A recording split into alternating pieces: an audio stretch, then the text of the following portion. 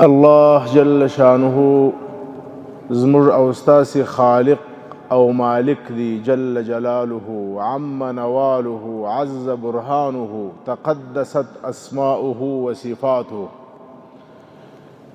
الله جل شانه د زندگی تیرولو لپاره ومر او تاسو ته قانون را کړی دی چې هغه د اسلام مبارک دین دی. ان الدین عند الله الاسلام. د زندگی د تیرولو لپاره د الله جل شانه په نزد باندې خوښه یوازې د اسلام لاره ده. ومن يبتغي غير الاسلام دينا فلن يقبل منه. کچا د اسلام څخه سیوا په بل لار باندې زندگی او ژوند تیروي، الله جل شانه به ځینې ناراضه وي، ځینې خفه به وي. وهو في الآخرة من الخاسرين. او دغه څوک چې د اسلام څخه سیوا بل لار انتخابوي، دا به په نقصان او تاوان کې وي. د اسلام مقدس دین و مسلمان ته په خاصه توګه د 5 شیانو د حفاظت امر کوي، و دې 5 شیانو ته مقاصد د دین وایي، مقاصد د شریعت وایي. دغه لوی عظیم کتاب قرآن کریم دا د نبی اکرم صلی الله علیه وسلم د احادیثو ذخیره، د دې دواړو خلاصه د فقهای کرامو اجتهادات او اقوال، د دې ټولو خلاصه د 5 شیانو حفاظت دی. اسلام را څخه غوښتنه کوي چې حفظ الدین وکړي. کمه لار، کمه عقیده، کمه نظریه چې الله جل شانه را ته په کتاب او نبی علیه السلام را ته په سنت کې ښوولې ده، د دې حفاظت وکړه، په دې کې خلل مه راوله. دوهم را څخه اسلام غوښتنه کوي حفظ النفس. دا زما ځان د سره سترنوکه، دا زما نه دی، د دې مالک زه نه یمه، د دې ځان حفاظت وکړه. همدا وجه ده چې زموږ حضرات علماء کرام نوشته کوي چې د بل چا تر قتل د خپل ځان قتل دا خطرناکه ګناه ده. که یو څوک د خپل زندگی څخه تنګ سي او خپل ځان قتل کی، په قیامت کې بدی په دې باندې مأخوذ وي او په جهنم کې وي. دریم را څخه اسلام غوښتنه کوي حفظ العقل. تا ته الله جل شانه د حیواناتو څخه امتیاز په عقل درکړی دی، په سترګو امتیاز نه دی. سترګې خو د حیواناتو تر ما و تا غټې دي. په غوږو امتیاز نه دی، په پښو نه دی، په بدن و غوښو اړوکو نه دی. امتیاز د انسان د حیوان څخه دا په عقل دی. دا یو لوی جوهر دی، د دې حفاظت وکړه. منشیات مه استعمالوه، هغه څه مه استعمالوه چې ستا عقل د منځه وړي. دې ته وایي حفظ العقل. څلورم راته شریعت د اسلام دین د اسلام امر کوي حفظ المال. ما و تا ته چې الله جل شانه کم مال را کړی دی، دا یو اسانه شی نه دی، دا یو بې قیمته نه دی. الله جل شانه دا په خپل فضل سره یاد کړی دی. فاذا قضیت الصلاة فانتشروا في الارض وابتغوا من فضل الله. کله چې د لمانځه څخه فارغه سوې بیا ولاړ شه بازار ته، فضل د الله، مال، پیسې دا وګټه. دې ته الله جل شانه په قرآن شریف کې خیر ویلی دی. وانه لحب الخیر لشدید. انسان د خیر سره، د پیسو د مال سره ډیر محبت لري، د خیر دی. د دې حفاظت ضروری دی. دا به نه ضایع کوې. هغه څوک چې مال ضایع کوي دا د شیطان ورور دی. ان المبذرین کانوا اخوان الشیاطین. څوک چې مال ضایع کوي دا د شیطان ورور دی، د شیطان په مثل دی. ولې مال ضایع کوې؟ مه ضایع کوه. دا څلورمه غوښتنه ده. او پنځمه غوښتنه د اسلام لو مطالبه حفظ النسل. نسل وساته. د نسل ساتنه ضروري ده. که نسلونه د انسانانو ګډوډ سوله بیا خو الله جل شانه په دې سخت ناراضه کیږي. یو انسان د بل انسان څخه باید خپل نسب او نسل ولري، جدا، مور و پلار معلوم، نیکه و انا معلومه. دا ضروري ده. داسې نه لکه د حیواناتو ده. همدا وجه ده چې زنا حرام سول. په نکاح به وي، د یوه شخص به وي، تر مرګه یا تر طلاقه به وي. کله چې مرګ یا طلاق رالی بیا به هم د بل سړي په نکاح کې تر هغو نه راځي تر څو پورې چې د اول خاوند څخه نس نه پاک سوي. دا یقین نه ترلاسه سوی چې نور د هغه نطفه په رحم کې نسته. که دا یقین ترلاسه سو، عدت تیره سول، بیا بل ځای واده کولی سی. اینمی را مقاصد شریعت گفته میشه. شریعت مقدسه از ما و شما 5 مطالبه داره. حفظ دین، حفظ النفس، حفظ العقل، حفظ المال، حفظ النسل. اینمی 5 باید از هر شخص باید محفوظ باشه. به اینمی سبب شریعت مقدس اسلام حدود را روان کرد. هر کس که اینمی 5 چیز را در اینمی 5 امور خلل واقع میکنه شریعت بری او سزا مقرر کرد. کسی که در دین خود خلل میاره او را مرتد گفته میشه که از دین برگشته میشه، عقیده خود را خراب میکنه و مرتد است. برای مرتد سزا است. بله سزا است برای او. 3 روز وقت داره، فقط 3 روز. در 3 روز مرتد را باید دلایل گفته شوه. اگر واپس شد به طرف اسلام خو معاف است. اگر واپس نشد پس از 3 روز باید سر او قطع شوه، باید او قتل شوه. من بدل دینه فاقتلوه. کسی که دین خود را برباد کرد، در دین خود غفلت کرد، او را قتل کنی، او را قتل کنی. و کسی که در عقل خود خلل میاره شریعت امر میکنه که عقل را باید محفوظ بسازی تاکه در میان شما و حیوان فرق بیاید.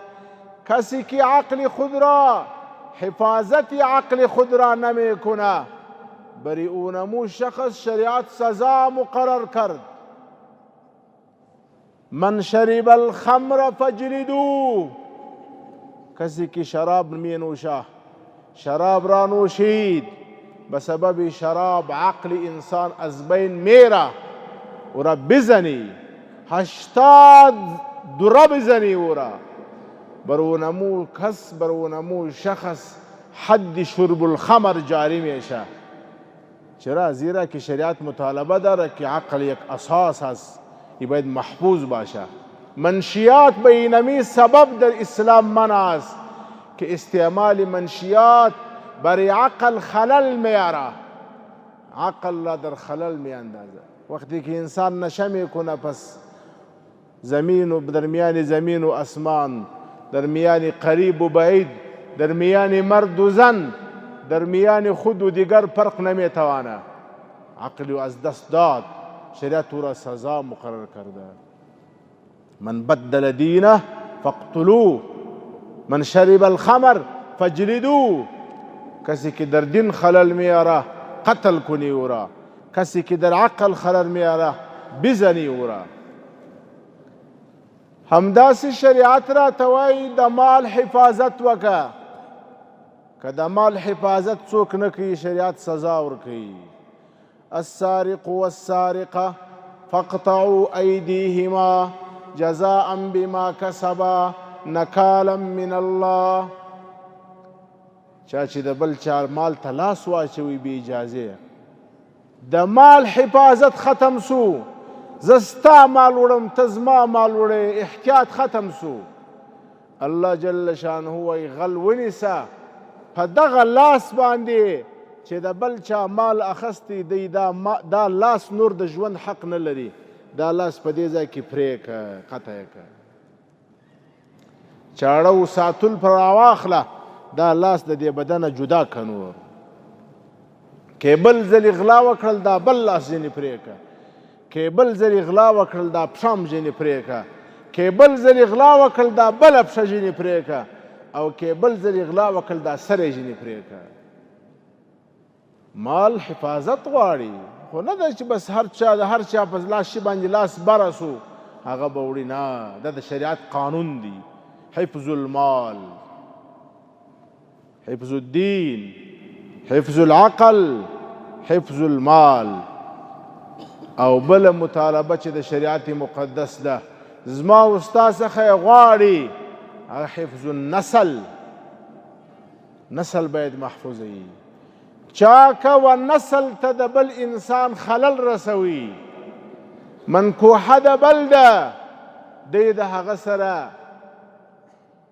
بدفعلي وکړله کله که دا بدفعلي ثابته سوله بیا به په هغه باندې څه کیږي که بېوادو الزانیة والزانی فاجلدوا كل واحد منهما 100 جلده که بېوادو 100 درې ووهه نر او ښځه دواړه او که واده والا و او بیا یې دا غلطي کړې وه الشیخ والشیخه اذا زنیا فرجموهما نکالا من الله.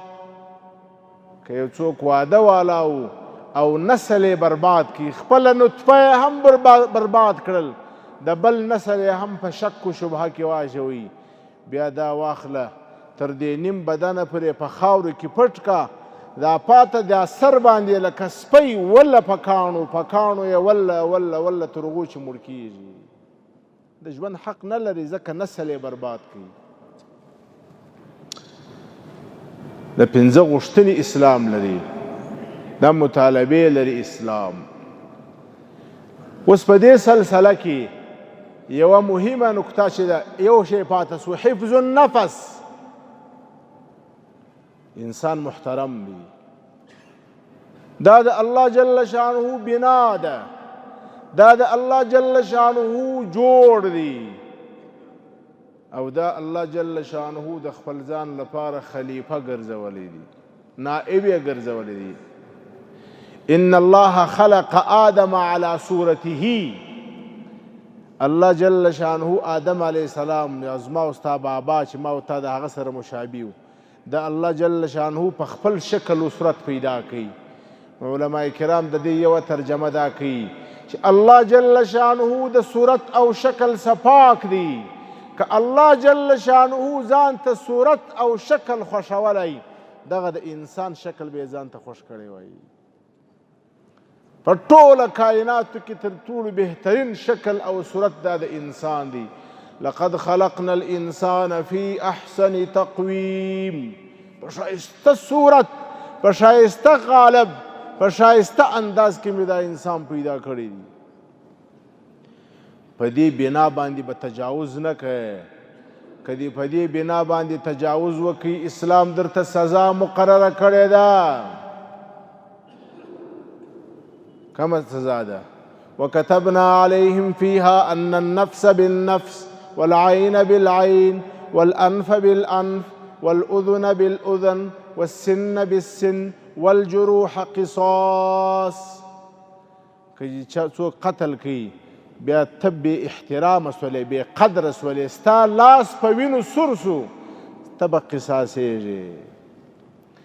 که چې د چا سترګه ړنده کړل ستا د سترګې قیمت ولاړی ستا سترګه به پرې کېږي ړندېږي به.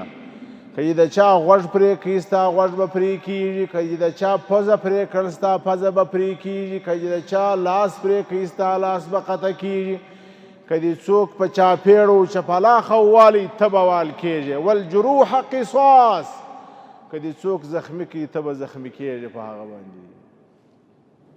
اجازه نشته. ومن قتل مؤمنا متعمدا فجزاؤه جهنم خالدا فيها وغضب الله عليه ولعنه وأعد له عذابا عظيما. چا چې مسلمان په قصد باندې په ناحقه قتل کړي د دې سزا جهنم دی، د ابد دپاره به په جهنم کې الله جل شانه به ورته په غضب او غصه وي، د الله جل شانه لعنت وي پر ده باندې، او د ده دپاره الله جل شانه عذاب دردناکه مقرر کړی دی. مسلمان یې قتل کړي، مسلمان. اوس نن زه خبر راسه اوږده نه سي ځکه اوس ورځې لنډې دي، لمونځ وختي کوو انشاءالله. زه غواړم چې فقط دا یوې خبرې ته زموږ د ملګرو توجه راواړوم، هغه دا ده چې زموږ په وطن کې 42 هیوادونه وه، د هغو جرائم یوې خواته وه. الله جل شانه د هغو اشغال ختم کړي، د هغو د ظلمه څه ملت خلاص شو. خو بل طرف ته چې ما او تا روزانه وینو، زما او ستا د ملت وینه چې تویویږي هغه د ډریورانو د لاسه تویویږي. موضوع اینمی مهم در اینمی روز اینمی است که دریورای وطن ما و شما احتیاط نمیکنه، لاوبالی میکنه، بیباکی میکنه، در نتیجه اینمی بی احتیاطی نفس انسان نی انسان ها ضایع میشه. یک انسان نی بلکه 70 و 80 نفس ضایع میشه. و اینمی خرد گپ نیست، اینمی یک کلان مسئله است، یک خطرناک مسئله است. د حدیث شریف مفهوم دی څوک چې د مسلمان په قتل کې په یوه خبره شریک سو، یوه خبره، یوه کلمه، لقي الله مكتوب بين عينيه آئس من رحمة الله.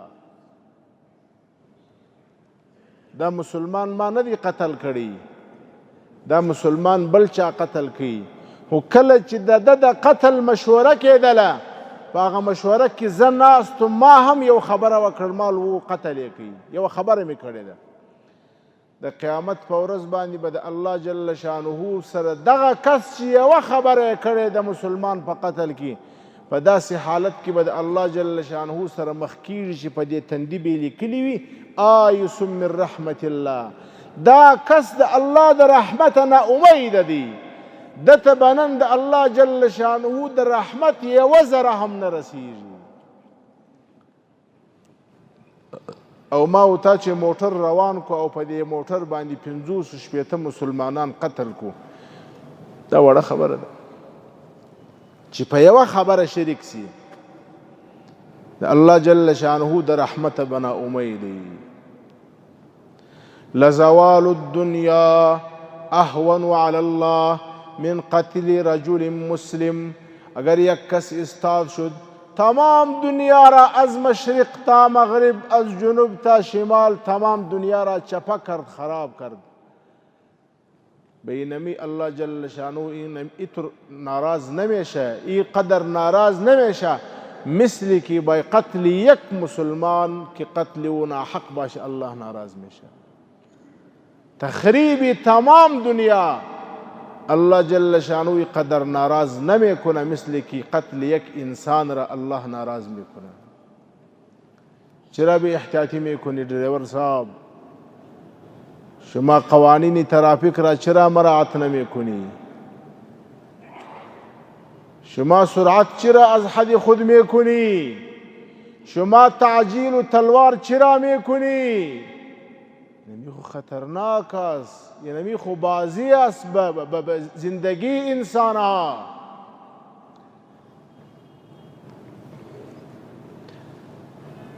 لو ان اهل السماء والارض اشتركوا في دم مؤمن واحد لکبهم الله عز وجل فی النار.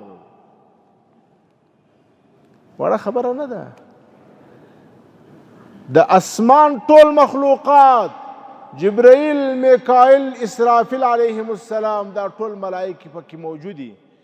د ځمکې ټول مخلوقات، تر میږیانو، تر حیواناتو، تر خزندو، تر مرغانو، دا ټول جمع سوله، یو انسان، یو مسلمان یې قتل کیږي.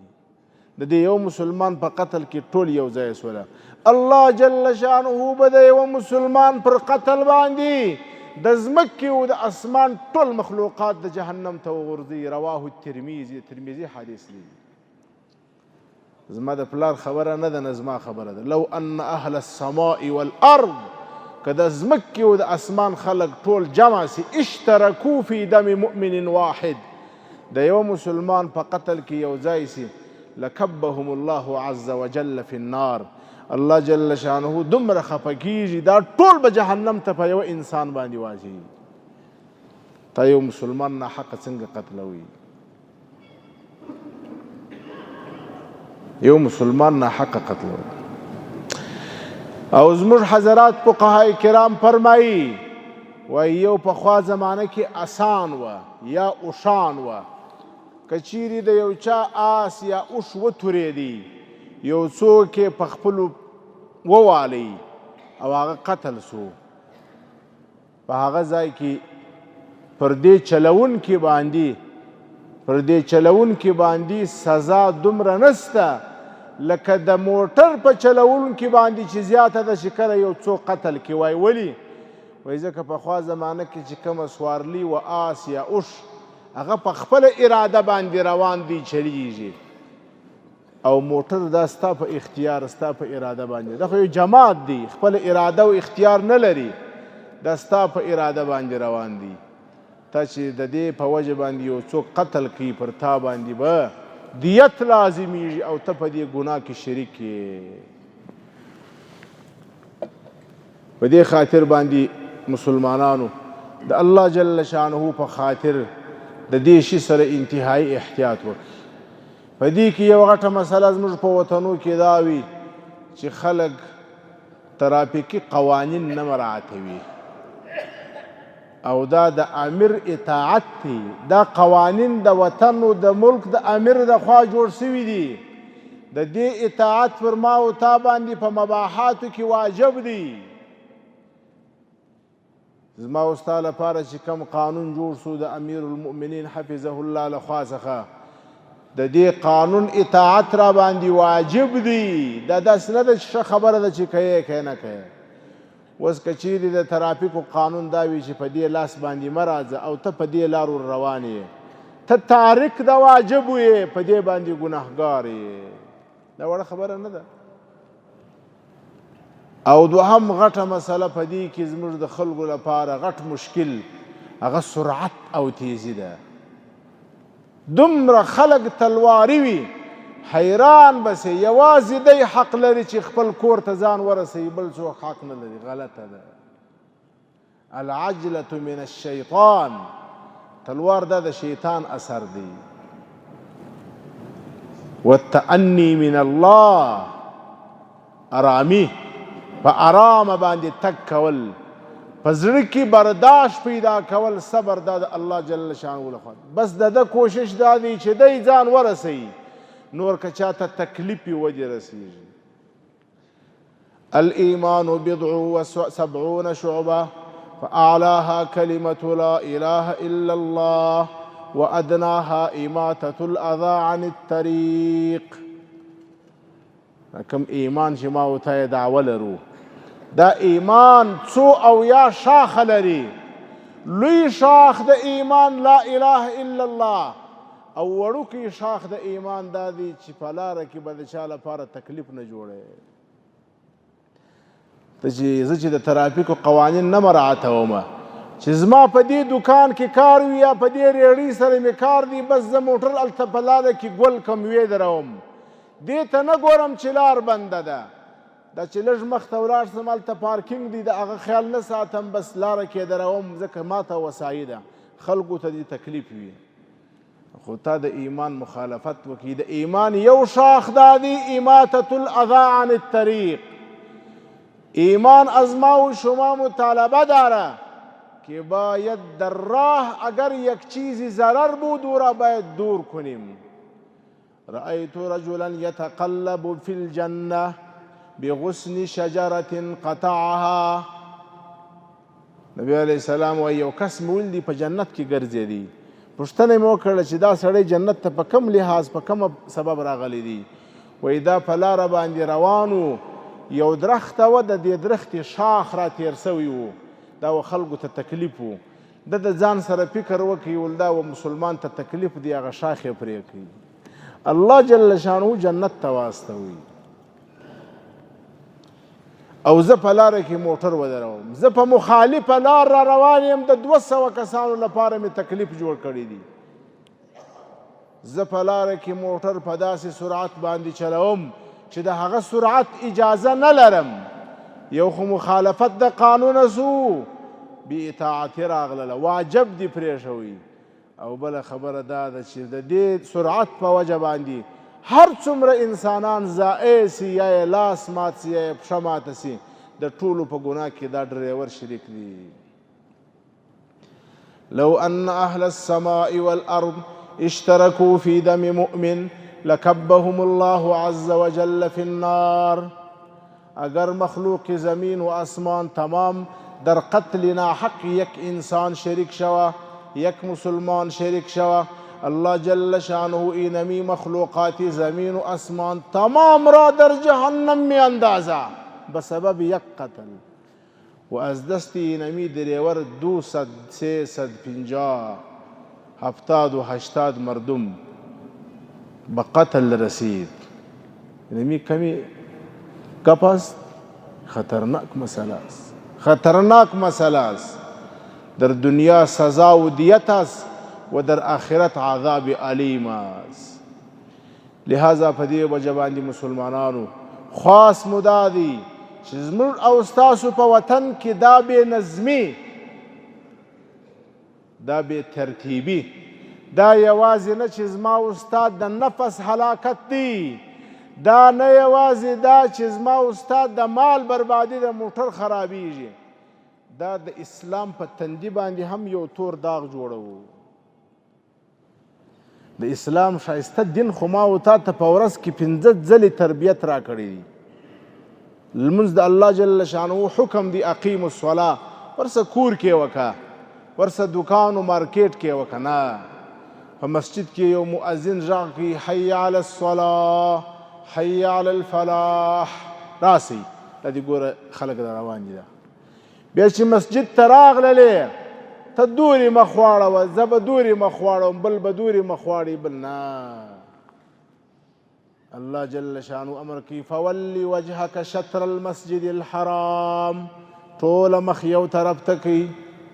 صحیح ده، دا بل ادب راته وشوي. بیا صحیح ده مخ به دې خواته کو، ته هلته ودرېږه، زه به دلته ودرېږم، نه اجازه نشته. سووا صفوفکم واعتدلوا وأقيموا الصف الأول فالأول فإن إقامة الصف من حسن الصلاة رواه البخاري. نبی علیہ السلام امر کی صفونه برابر کړئ، په مابینځ کې پرجه او خالګاه مه پرېږدئ.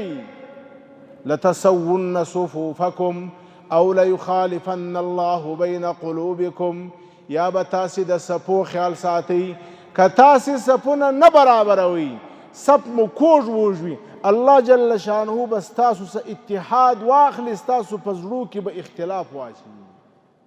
خطرناکه مسله ده. په یوه صف کې به ټول یو لین ولاړ وي په یوه ترتیب باندې. بیا تر هغه وروسته دا بل تربیت دی، ښه ټول ودرېدل، خو زه خپل لمونځ کوم ته خپل لمونځ، نه اجازه نشته.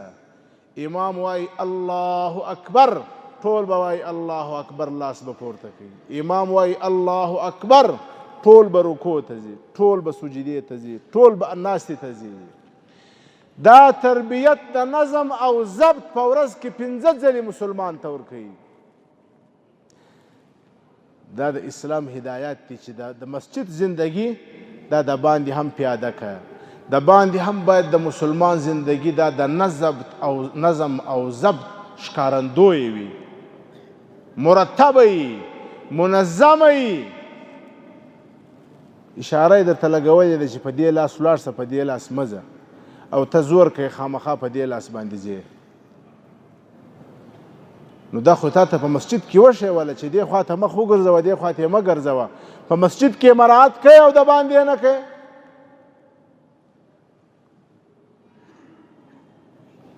اوس په همدې سبب باندې چې زما او ستا د اسلام دعوه لرو خو د اسلام هدایات نه عملي کوو، د دنیا کافران د دغو مخه موږ نیولې ده، هغه د اسلام دین ته نه راځي. هغه چې راسي زما نظم او ضبط وویني، زما بې ترتیبي وویني، هغه وایي د اسلام دا هدایت دی، دا د اسلام ښوونه ده.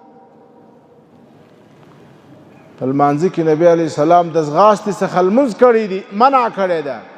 که مسجد ته ولاړلې علیکم بالسکینة والوقار، د بخاري شریف حدیث دی چې کله مسجد ته ولاړلې نبی علیه السلام وایي په سکینه، په اطمینان، په ادب، په آرامه، په احترام باندې مسجد ته ورشه لمانځه ته. ځغله مه، څپلۍ ویې نه هلته پرته ده، بله څپلۍ هلته پرته ده، یوه راسته پرته ده، بله چپه پرته ده. ځغلې ولې څه در پیښه ده؟ رکات راسه تیر سو، خیر دی. فما ادرکتم فصلوا وما فاتکم فاتموا. که کم رکات دی ونیوي هغه د امام سره وکړه، چې پاته سو هغه را وګرځوه. الله جل شانه د پوره جماعت ثواب درکوي، ستا به د ثواب سره کاري. په مسجد کې به ولمانځه ته به هم نه ځغلې. یو څوک وایي د خیر کار دی، د خیر کار ته به هم نه ځغلې، په ادب و په احترام و په وقار باندې به ځې. نو چې په مسجد کې هم دا حکم دی، نو په بازار کې به کم حکم یې زما او ستا لپاره. ایاکم والجلوس فی الطرقات، امام الانبیاء صلی الله علیه وسلم راته امر کوي، ای خلکو په لارو کې مه کښېنئ، په لارو کې مه کښېنئ. حضرات صحابه کرام وایي یا رسول الله ما لنا بد من مجالسنا، یا رسول الله مهمان خانه نه لرو، یو د بل سره چې پوښتنه کوو مجبور یې په لاره کې وکړو. نبی علیه السلام وایي که تاسو خامخا په لاره کې کښېنئ بیا د لارې حق ورکوئ، د لارې حق ادا کړه. په لاره کې چاته تکلیف مه جوړوه، ضرر مه جوړوه، مشکل مه جوړوه، تر حد زیات سرعت مه کوه، قوانین د ترافیکو مراعت که، هغسې ارنګ مه وهه، هغسې زنګ مه وهه چې د بل چا لپاره تکلیف وي. مسلمان ته ضرر مه رسوه، مسلمان باندې الله جل شانه ناراضه کیږي، الله جل شانه خفه کیږي. لہذا مسلمانانو وروڼو دا یو خاص دی، دا تر ما و تر تا و تر لوی و تر وړه تر ټولو پورې تړلی دی. پلار و مشر ورور و تره و اکا په دې مکلف دي چې خپل واړه کنټرول کړي. ما و تا په دې باندې مکلف یو. وایي یو ښځې و بل چا ښځې ته وویل لښکر د چا څه جوړېږي؟ ولې یو ستا خاوند وي، یو زما خاوند وي، یو د ګلدستې خاوند وي، یو د ګلبشرې خاوند وي، سره یو ځای سي لښکر جوړ سي.